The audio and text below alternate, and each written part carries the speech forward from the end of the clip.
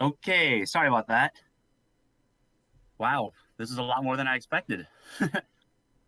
All right, well, I'm in school, so you probably don't appreciate uh someone just lecturing to you. So I'm gonna let you guys kind of run with this one.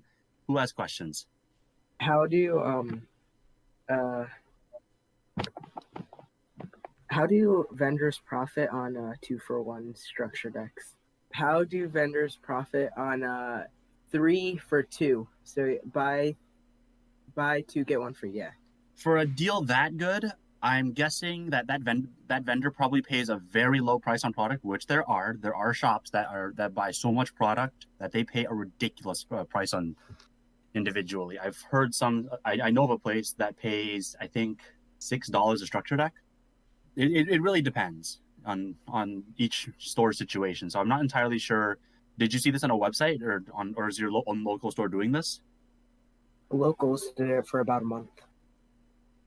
Do you know what structure deck it was for? Uh, Everything except for dinos and shadows. Well, there you go. I mean, we these last few structure decks haven't been very good. I mean, ice barriers, charmers. Most likely, they're using it as a way to just get inventory out the door.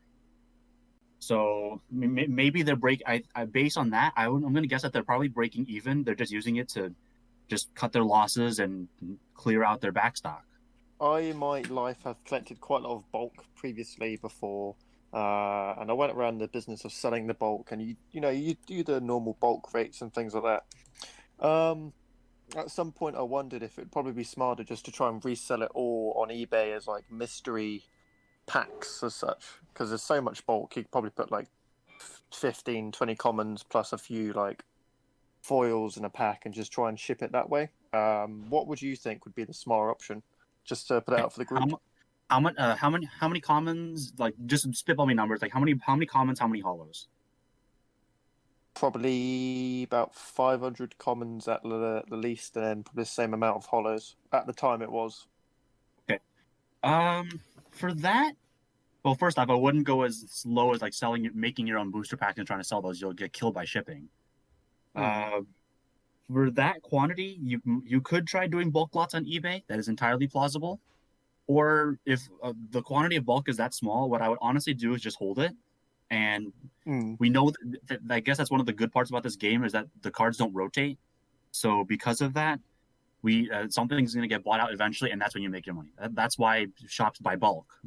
They hope and pray that out of the 1,000 cards that they just bought, five become $4 commons. This is just the bulk that is never gonna go up in value and you're never gonna use, if you know what I mean. It's not like the good bulk. Well, you never know. I mean, people have said that about all sorts of cards. Like, remember, like who ever thought Smoke Grenade of the Thief would be good? True. You really so. I mean, I do know of people that actually like make a living out of that, where they just mine through bulk, and that's what they do. All right. So I don't know how. Type one in chat if you're new to vending and you just kind of want to get started into it. So then I can probably get the ball rolling on some kind of subject because I'm sure Q&A is going to die really quickly. Wow. Okay, that is not what I expected. All right, that's a lot. All right. You're expecting too much. I expected most of you to have some experience with vending, but okay, you know what? This is great. Let's roll with this. All right. Most of us are people that have bought on like stuff on TCG Player, and that's all we know. Okay. Well, first off, let's go with TCG Player. TCG Player is one of the worst places to buy cards on eBay. I'm not lying. You are paying an additional at least 15% more, if not 20% more, for some nebulous feeling of safety. That doesn't make any sense. Like I've never bought on TCG Player because the reason cards on TCG Player are overpriced because the sellers have to work in seller fees, PayPal fees, credit card fees, shipping. All that fun stuff has to be worked into the price. That's why if you're looking to buy cards, always buy underground. For selling specifically, the one thing that I would definitely identify first is what is your goal?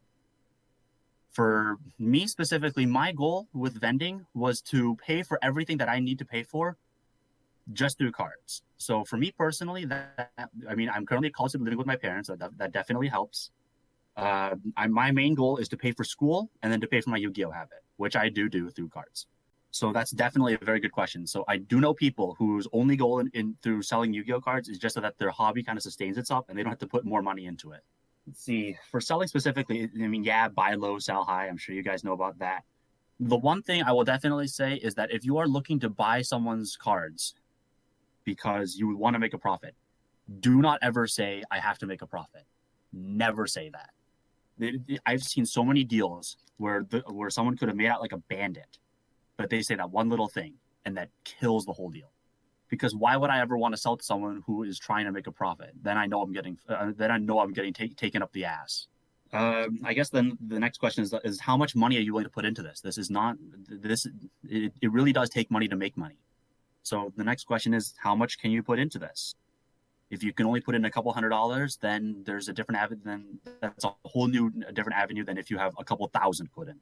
So I could talk about dealing in sealed product. I could talk about buying people's collections. What do you guys want to do? I'm interested in hearing about buying collections from people. How do you determine a price and go from there? Okay.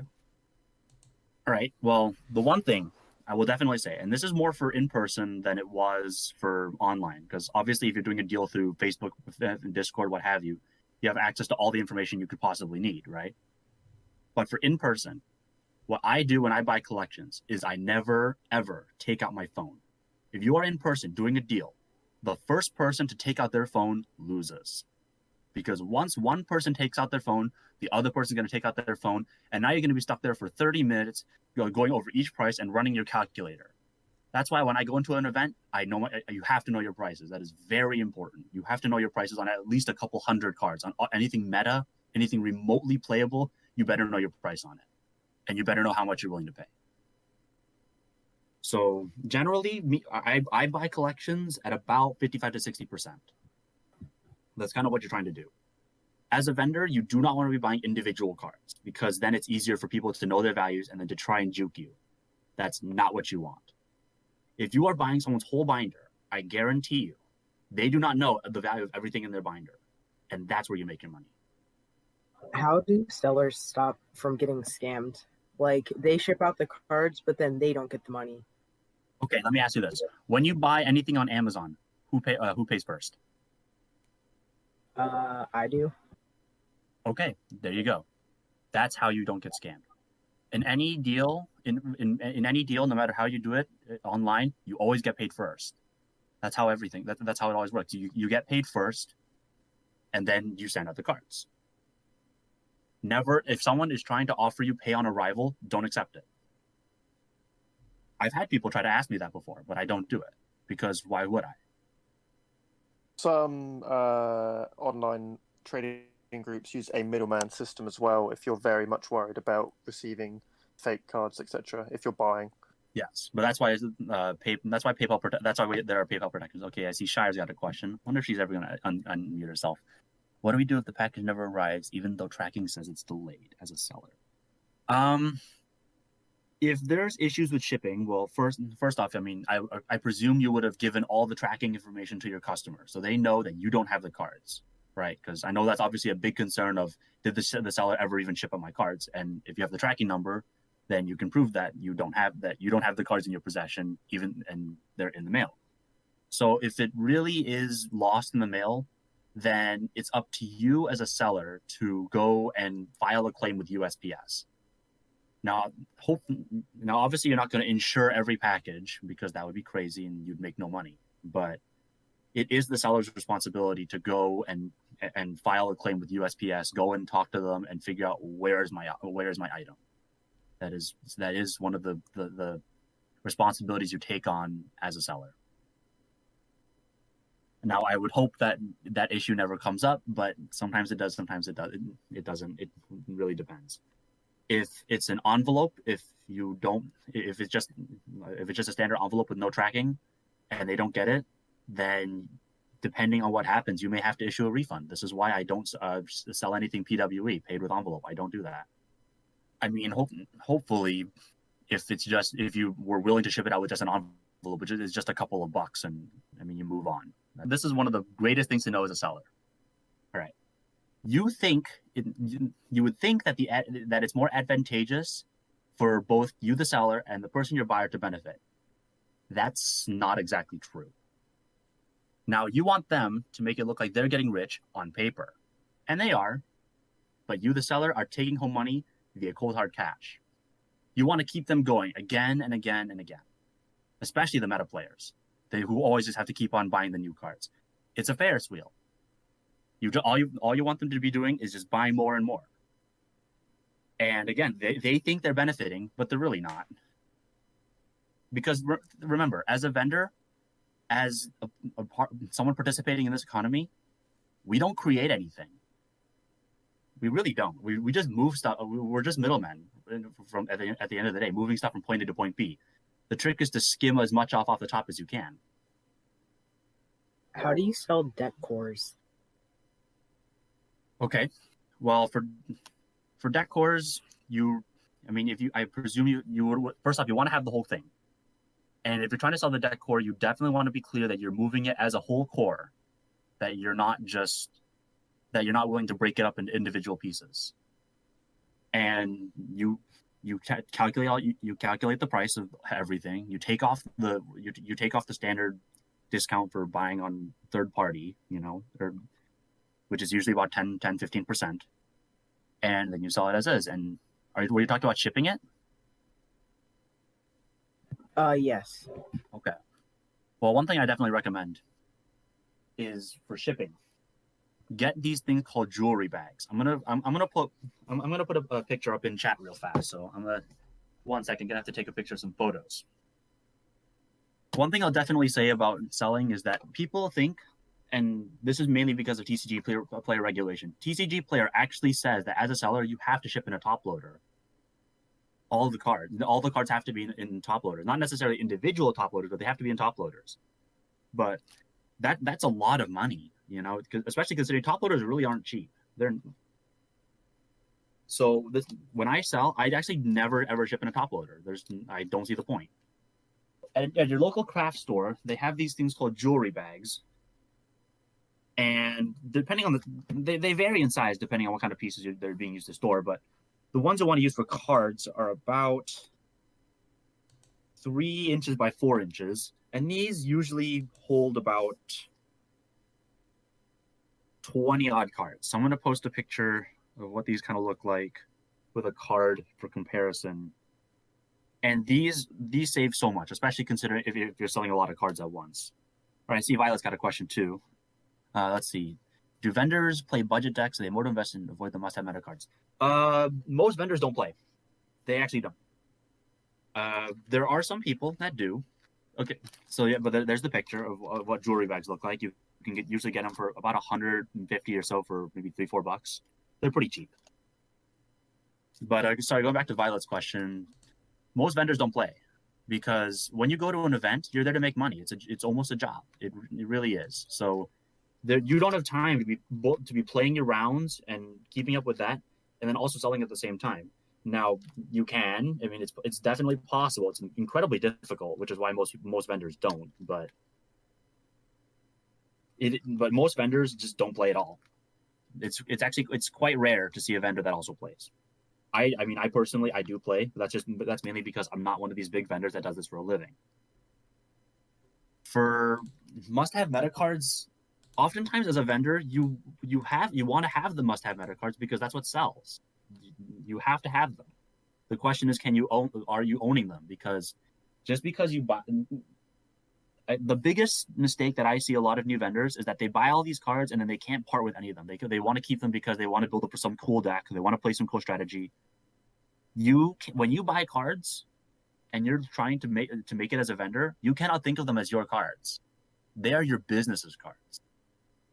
So I personally do have a name for my vending store. It's not an LLC. It's not a registered trademark. It's J Cool Cards. But when I buy cards, I don't think of it as my cards. I think of it as property of J Cool Cards, of the business. They are a business asset, not my personal collection.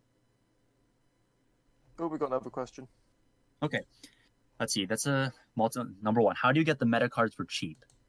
This is where you're mainly going into the whole buying collections, because when you buy whole binders, you can usually get a pretty good discount that way. For new meta cards, you usually will get those through sealed product if you have the capital to invest in that. So I guess this does get into another good point about sealed product, because it is very possible to make money off sealed product. Certified C moment, never buy sealed product. Not necessarily true. It is possible to have the ratios work for you in sealed product. If we take a core set, for example, let's go with Blazing Vortex, the newest set. It's a core set, which means you're also chasing starlights. If you buy at least, I think it's either 3 or 4 cases, the ratios work with you. Because if you pull a starlight, that one starlight probably pays for almost one of your cases. And because you're cracking so many packs, you're going to pull everything. The only question is, how much will you pull? What quantity of a card will I get? So I definitely say that buying individual boxes, individual packs is not a good idea. Buying cases is not necessarily a bad idea. Me personally, I don't buy core set cases because I don't want to deal with commons. I only deal with all holo sets, because at least then the holos I can sell at a pretty decent price. That's just me personally. All right, let's see. I'll get back to Junk's second question after Violet here. Do vendors buy cards on pre-sales? Sometimes they do. Pre-sales is a very funny game because oftentimes when pre-sales come out, we don't know the pull ratios for these cards. So while you can buy cards on pre-sale and win, most of the time you're losing. Usually for pre-sales, you want to find something that's undervalued, and you go for that. Because if we look at Blazing Vortex, obviously Pot of Prosperity was crazy on pre-sales. I think I was seeing that for almost $100. It was absolutely nuts. That's an example of something you don't go for. But does anyone remember the Blackluster Soldier link from Battles of Legend Heroes Revenge? Yeah, that was $5 on pre-sales. Pre-sales they were between $5 and $10, and look at them now. That's what you go for. You go for things that are undervalued. Tri-Brigade kit, I think, was a good example as well, or one of the Tri-Brigade Ultras or Supers, I think. Yes, also very. I think that was What were those on pre-release? I think they were almost bulk, and then now they're what, a couple bucks? Yeah. Mm-hmm. I think the most recent good example we had was Lulu, Virtual World Lulu. Does anyone remember on launch of Phantom Rage, you could get Lulus for under $5 a pop? Yep. Exactly. You look for things that are undervalued, and now they're almost 20s. I mean, watching YouTube videos on the market watchers is sometimes useful. It is also, but the big thing to know is that don't just buy whatever the market watch people tell you, because remember, the market watch people usually report on a buyout after it's happened. So while they're definitely good, useful information, they do definitely have their limits. Me personally, I recommend House of Champs. It's probably the best one. I'll get to Violet's after I get to Junk's second question. How do you get returning customers? That one, I mean, that's the age-old question of any business. If you treat your customers right, and you get them the best price possible, while of course making a profit for yourself, and you treat them as well as you can, out of 10 people, 2 come back. That's what you want. So I order quite a lot of singles online, and the same person I go to every time is because he has one of the biggest card pools, and I've never had any issues with him. So those are the 2 biggest things as a buyer that I would always look for in a seller. That they have everything I'm going to need from one place, really, over and over again, and they also have a consistent method as such, and fair prices, obviously. Exactly. There you go. See, they treat you right, and they give you the best, some of the best prices possible. And if anything, if you can get some people that keep on returning to you over and over again, they end up being willing to pay more because they know what they're getting. And they don't have to go. Try their luck with someone they've never went with before. it really is just like any other business when it comes to returning customers. You just treat your customers as well as you can, and you hope and pray that out of 10 people, 2 come back.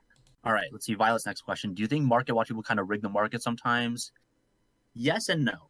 I do definitely think that there are some vested interests. This is why I don't trust anyone that ever says buy this card now. If there's a big, this is kind of why I like House of Champs so much. I mean, not trying to shill for his channel here, but this is one of his most common phrases is, you might want to consider getting this sooner than later.